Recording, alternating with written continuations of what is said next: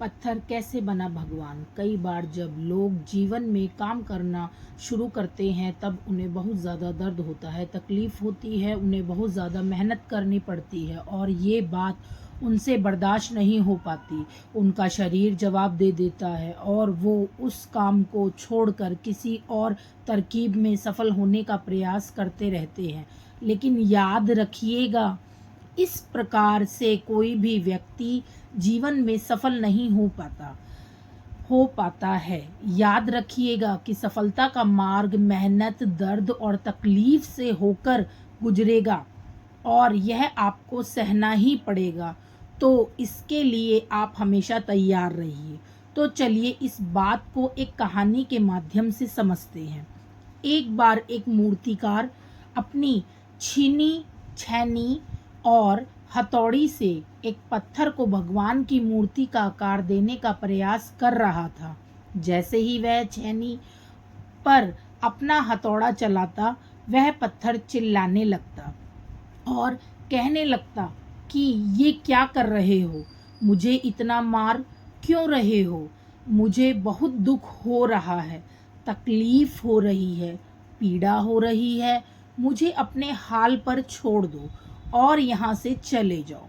मूर्तिकार ने उस पत्थर से कहा, मुझे बहुत अच्छे से पता है कि तुम्हें बहुत ज़्यादा दर्द हो रहा है, तकलीफ हो रही है और तुम बहुत ही ज़्यादा पीड़ा में हो। लेकिन यदि आज तुमने इस दर्द को नहीं सहा, इस तकलीफ को नहीं सहा, तो जीवन भर तुम इसी प्रकार से पड़े रहोगे। मुझे पता है कि तुम में आगे बढ़ने की अपार संभावना है। तुम एक बहुत अच्छे पत्थर हो, लेकिन यदि तुम इसी प्रकार से रहोगे तो कभी भी आगे नहीं बढ़ पाओगे। इतना कहकर मूर्तिकार ने औजार उठाए ही थे कि पत्थर फिर से चिल्लाने लगा, गिड़गिड़ाने लगा, विनती करने लगा कि मुझे अपने हाल पर छोड़ दो। मुझे पता है कि जीवन के लिए कौन सी चीज़ सही है और कौन सी चीज़ गलत है। मुझे बहुत ज़्यादा दर्द हो रहा है। अब मैं इस तकलीफ़ को बहुत ज़्यादा नहीं सह सकता। मैं जिस हाल में हूँ, मुझे उस हाल में ही छोड़कर मुझे तुम यहाँ से चले जाओ। उस मूर्तिकार फिर से उस पत्थर को समझाने की कोशिश की, ज़्यादा अधीर मत बनो और अपने सब्र को बनाए रखो। थोड़ी देर और इस दर्द को सहो। यदि इस दर्द को सह लिया तो मैं भगवान की मूर्ति के अपने रूप में तुम्हारी स्थापना करवाऊंगा और फिर दूर दूर से लोग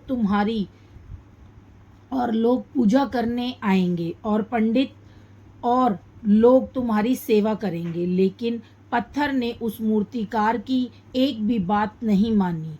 वह चिल्लाता रहा और अपनी बात पर अड़ा रहा। मूर्तिकार में उस पत्थर को समझाने की बहुत कोशिश की, लेकिन वो पत्थर नहीं माना। अब मूर्तिकार भी थक चुका था और वह उस पत्थर को छोड़कर आगे बढ़ गया और थोड़ी ही दूर जाकर देखा कि एक और बहुत ही अच्छा पत्थर वहाँ पड़ा हुआ है। उसने छेनी और हथौड़ी उठाई और उस पत्थर को मूर्ति बनाने के लिए वो तैयार हो गया। मूर्तिकार ने छेनी और हथौड़ी का वार दूसरे पत्थर पर जारी रखा। दूसरे पत्थर को भी दर्द हुआ, तकलीफ उसे भी हुई, लेकिन उस पत्थर ने बर्दाश्त कर लिया और देखते ही देखते थोड़ी समय के बाद उस पत्थर ने भगवान की मूर्ति का रूप धारण कर लिया। थोड़ी दिन बाद उस मूर्ति की एक मंदिर में स्थापना हो गई। धीरे धीरे करके लोग वह पूजा पाठ करने आने लगे। लोगों की मन्नतें वहां से पूरी होने लगी और वह मंदिर बहुत ही ज़्यादा प्रसिद्ध हो गया। अब धीरे धीरे करके दूर दूर के गांव के लोग भी वहां पूजा पाठ करने के लिए आने लगे। फिर एक दिन और उससे पत्थर को उसी मंदिर में लाया गया और उसे एक कोने में रख दिया गया। अब लोग आते और उस पर नारियल फोड़ते। ये कोई और पत्थर नहीं बल्कि वही पत्थर था जिसने दर्द को नहीं सहा था। अब वो पत्थर मन ही मन बहुत ज़्यादा पछता रहा था, दुखी हो रहा था और अपने आप से कह रहा था कि काश मैंने उस दिन उस दर्द को, उस तकलीफ़ को सह लिया होता तो आज लोग मेरी भी पूजा करते।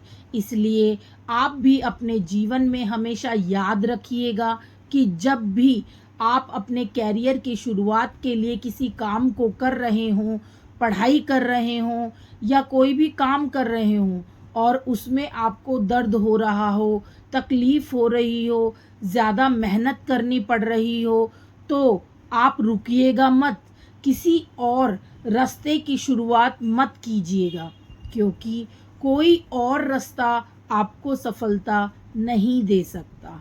आपको उस दर्द को, उस तकलीफ़ को सहना ही होगा और उस दर्द को, उस तकलीफ़ को सहकर आप ज़्यादा मज़बूत बनेंगे और तभी आप अपने जीवन में आगे बढ़ पाएंगे। और जीवन में हमेशा याद रखिएगा कि आपको पहले पत्थर की तरह नहीं बल्कि दूसरे पत्थर की तरह बनना है। यदि ये कहानी आपको अच्छी लगी हो और पसंद आई हो तो, और इससे कोई सीख मिली हो, तो अपने दोस्तों और अन्य लोगों के साथ इसे शेयर ज़रूर कीजिएगा।